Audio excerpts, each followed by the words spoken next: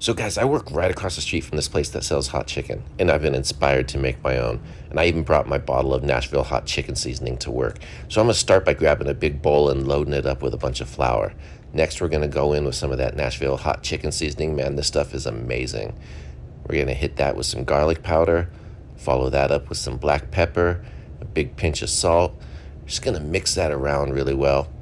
We'll set that aside and we'll start getting our chicken ready.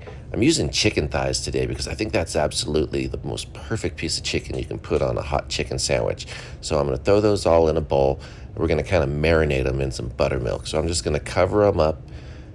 We're going to mix those around a little bit. We're going to kind of be sure they're all opened up because sometimes they get rolled and tucked. Once I'm sure we got a nice full coverage, we'll just set those aside and let them set for just a few minutes. We'll get everything else out we need, which is basically a pan to put these chickens on once we get them all coated. So now we go into our flour mixture and we're just going to coat them really well.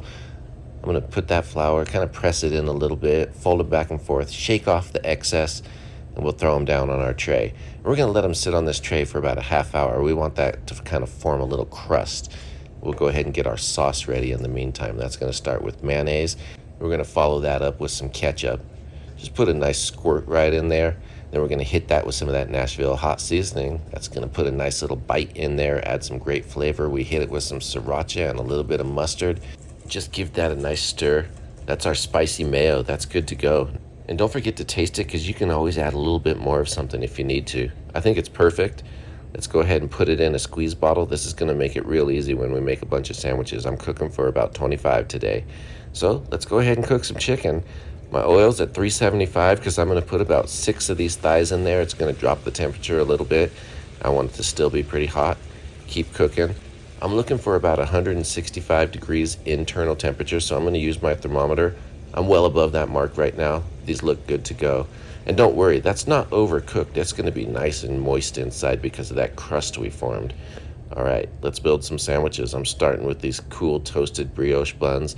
I'm just going to use that squeeze bottle, hit that with some of my spicy mayo.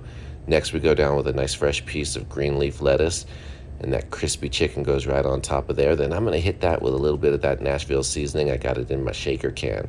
Of course, we're going to finish those with some pickles. One last little bit of mayo on the top bun.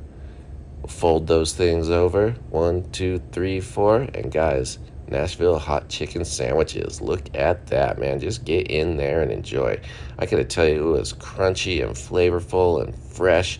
What a treat. This thing was absolutely amazing and probably way better than if I went across the street. Thanks for watching. Cheers, everyone.